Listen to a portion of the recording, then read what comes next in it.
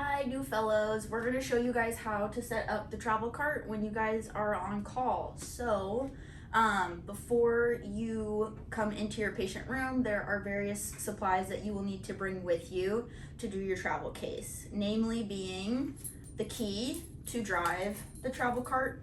This will be located directly inside of the CleanCore doorway.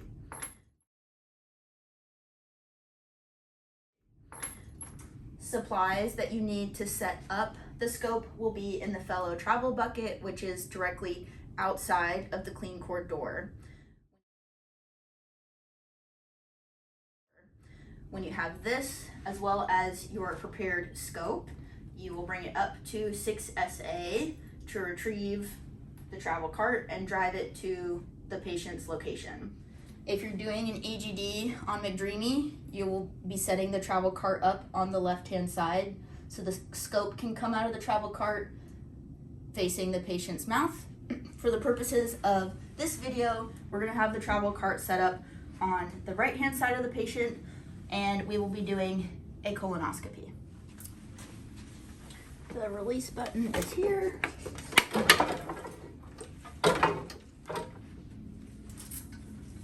There's two cords. One is the power cord and the other is the picture-in-picture cord that will plug into the back of the travel cart. This is the power cord to the processor and the computers. This gray cord is also good to plug in because it runs the battery to the cart. This is your picture-in-picture cord that we are going to connect to the monitor to get our pictures connected to the scope.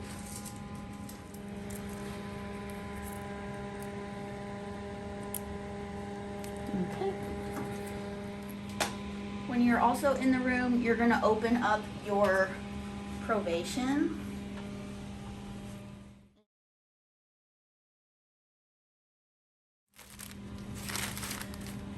The scope number that you need to enter into your Provation report is listed here.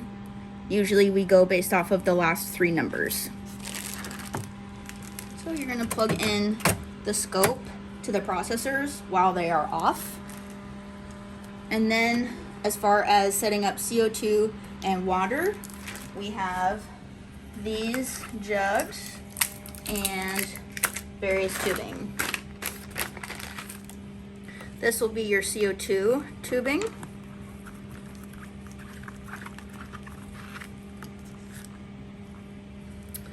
Usually just have this hang out here.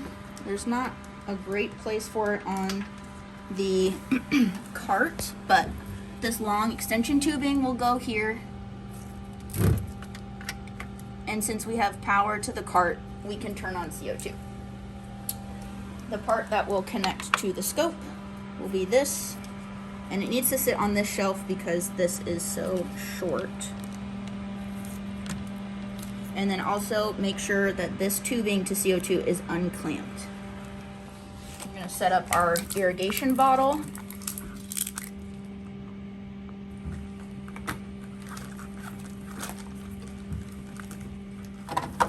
You're going to place your irrigation bottle here with this portion of the tubing through the pump.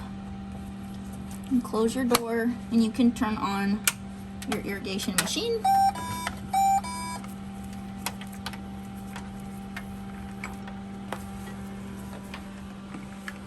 And you can prime your irrigation tubing by stepping on the pedal here, and it will prime your tubing through here so it is ready to connect to the scope here. The last thing that we need to set up is our suction. So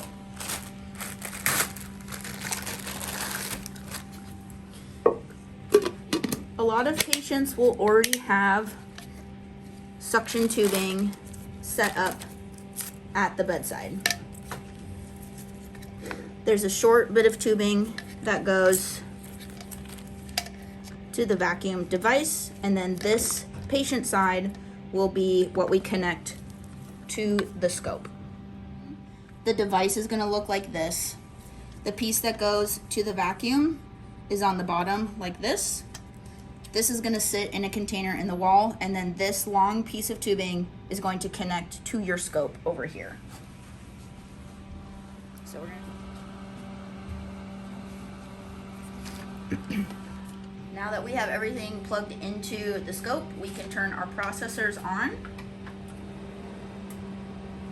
Our light should come on, and we should be able to see through the camera and know that everything is connected through the monitor properly if we're seeing a picture. Now we need to test the equipment and make sure everything's turned on. We've turned on all of our machines, but we need to start directing the flow of CO2 through the scope. So we're gonna press start stop here. As long as you have all green lights, you should be good.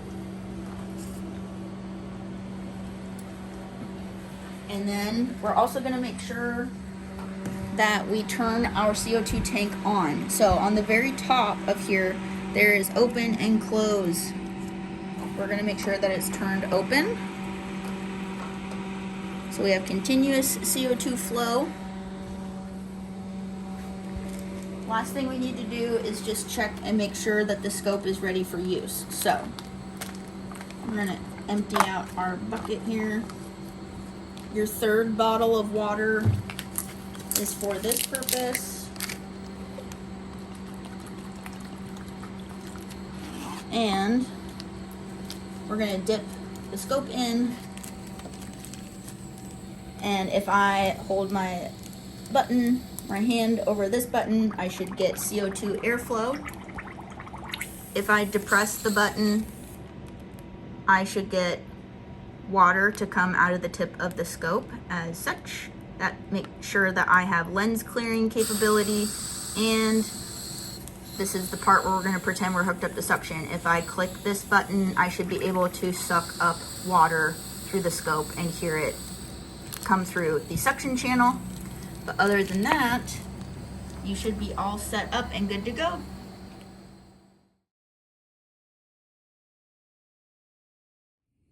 So when we are collecting everything back up to drive the cart back to where it belongs on 6SA, we are going to coil our cords and then push this monitor back into the tracks and connect it to the cart. So you're gonna line up the little wheels down here. I use my foot to help push it and guide it. And basically it kind of just needs a big shove. I give it kind of a tug test to make sure that it's connected and it's not gonna roll away. Panel here for the cart, you need to make sure that the wheels are down. If the wheels are down, the cart is no longer in neutral and it will not roll while you are trying to push the monitor back into the cart.